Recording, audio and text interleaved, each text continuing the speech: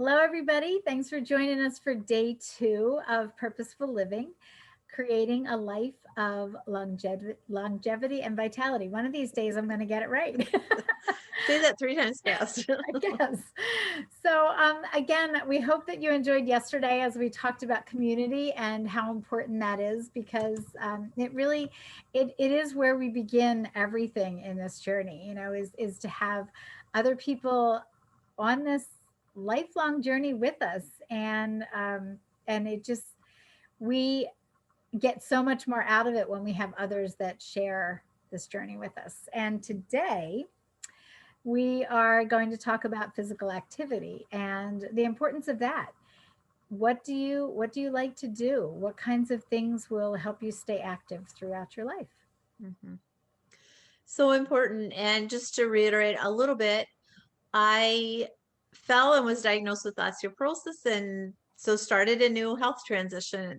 And part of that journey was learning what kind of physical activity was safe because there was this part of me, and if you have osteoporosis, you probably can relate to this, where you're afraid to do too much because you might break something, you might fall again, you might break something, and how important it is to not be sitting in your chair. You have to get out of that place. And how do you do that? And for me, Melanie has helped me. And I also reached out to a physical therapist, and she empowered me by showing me how to strengthen my core, how to build and strengthen bone, which a lot of people don't know you can build bone. Mhm. And so those things are so important so that we stay active and we don't sit in our recliner afraid to move because we might fall or break something. So physical activity, huge.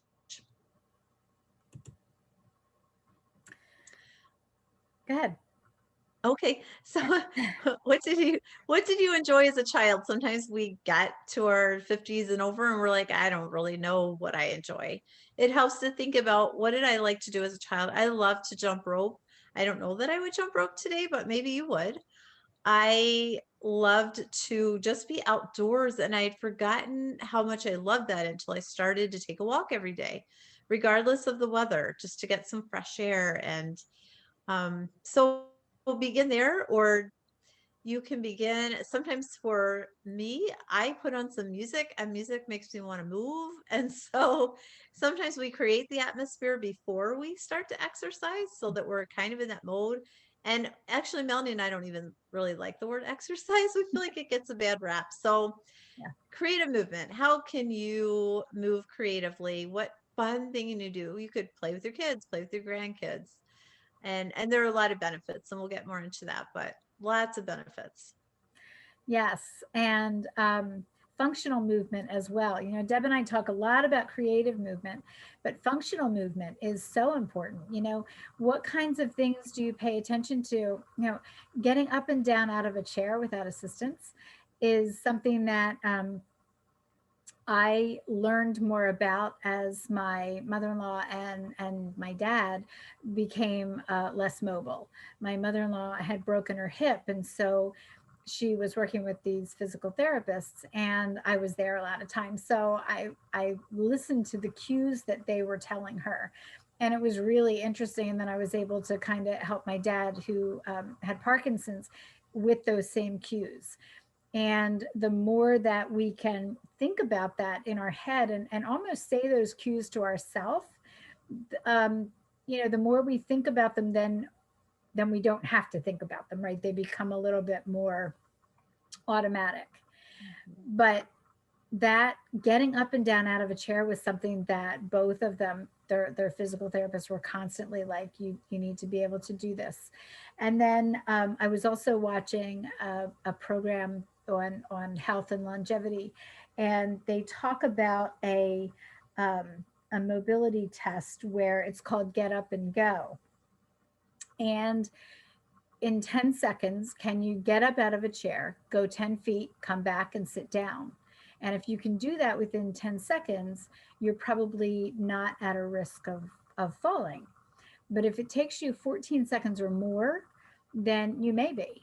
And so it's something to look at. Deb was talking about those core exercises too. And like, we hear that, but do you know what that is? And for some of us, you know, that sounds to me, initially I would have thought core exercises was doing a bunch of sit-ups. And that's part of your core, but it's not everything. There's so many more things that we can be doing. And we really should be moving and stretching and doing things with our whole body. Mhm. Yeah. Yep. And actually, my PT told me never to do sit-ups. So Interesting. again, just as a disclaimer for Melanie and I, we would have you need to check with your doctor before you do any kind of physical movement, anything new. But she said it puts such a strain on our back, and it really doesn't. It's okay, you know, if you're in good health, I suppose it's okay. So I don't want to say it's not okay. She taught me how to do a bridge, which is just lifting my belly off the floor or pressing my belly to the floor. So some safe exercises for my back and for my bones. And so, and like I said, maybe sit-ups are fine for you. But I would recommend that, and so would Melanie, that you check with your doctor before you do any new activity. Mhm. Um, but yeah, and why is our core important? You know, we need to, sometimes we forget that the why. We think we're doing movements to lose weight or to do a bunch of other things when we want to make sure we can get up and down out of a chair when we get older. We had a friend tell us recently that she had a friend who went into the bathroom and all of a sudden he couldn't get off the toilet. Like, how awful would that be? Right. And we need to be doing those things so that it's automatic. What happens is our brains forget how to do movement when we don't move. So it's more motor memory. I remember one of our aerobics teachers telling us years ago that people shuffle not because they're older, but because they're not walking enough and their brains don't remember how to walk. So sedentary lifestyle, figure out a way to make those small changes and just get up off the couch. And again, we're here to help you if you need help with those small steps.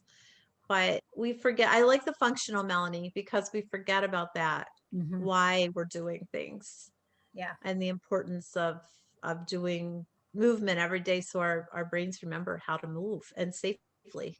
Right. And just a couple of the things that Deb and I started to do. We both have a, it's actually a balance wheel, and it's really fun.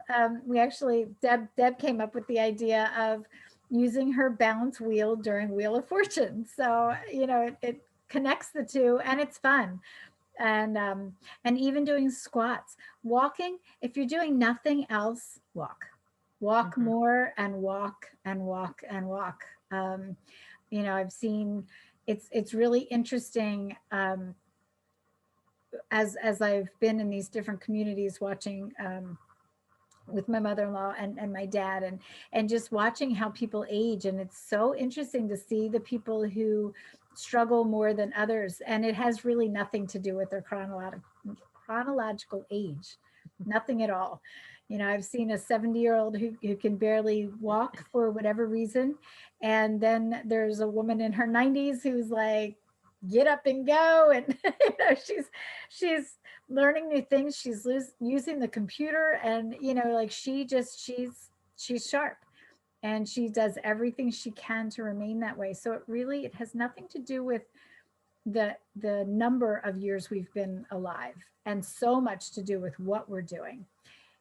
Which is why Deb and I decided to do this course, because the more we looked into it, the more science we found that says it's really about the choices that we're making and the things that we're doing that make the biggest difference in how we will live. Now, disclaimer, we do realize that some people have, you know, ailments that they've had nothing to do with. You know, we don't want to just say if you do all these things that you're going to be guaranteed.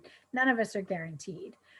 However, we have seen that, you know, when we feed our body well, and when we move, and when we have a purpose, and when we're doing, all these things, and being part of a community, when we have all those things in place, also unplugging, finding ways to relax and rest, and all these things go together.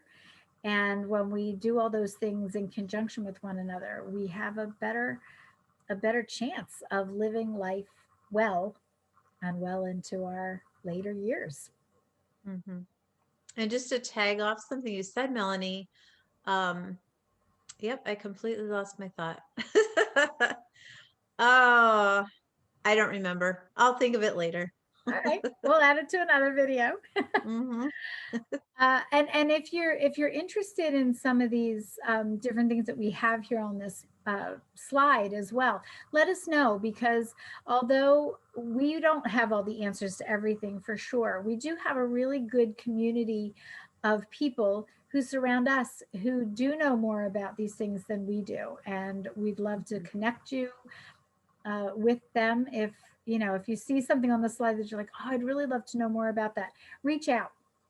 If it's not something that Deb and I feel like we have the expertise in, we are more than happy to connect you with people in our community who do that. Because that's the other part that's been so exciting for us as we grow this community, is all the people that we are meeting who have education and interest in areas that we aren't as familiar with. And so it's really interesting to have those conversations with them as well. Absolutely. Yeah. And we want to hear from you, because we really, really love to meet the people in our community. I remember what I was going to say. Good. And yes, amen to that. People who have chronic illnesses, yes, it's absolutely not your fault. And we're not, anyway, but the things that we're talking about can sometimes lessen some of the symptoms that go along with those illnesses. So absolutely, we know that that happens, and it's through no fault of anybody. It just happens. But there are things that we can do to lessen some of those symptoms and still, excuse me, still live a richer life, a full life and a rich life. So, and also, I thought of our friend Carrie Jo, who does yoga. So we will put a link to her yoga. She's amazing. We'll put a link to her yoga fitness, because that's not something I have an expertise in, but she's in our community and she's amazing. So yes. Okay. And I'm just going to tag team a little bit about what Deb just said, as far as for those of you who do have chronic illnesses. So again, we're not telling you to try this without your doctor's knowledge or anything like that.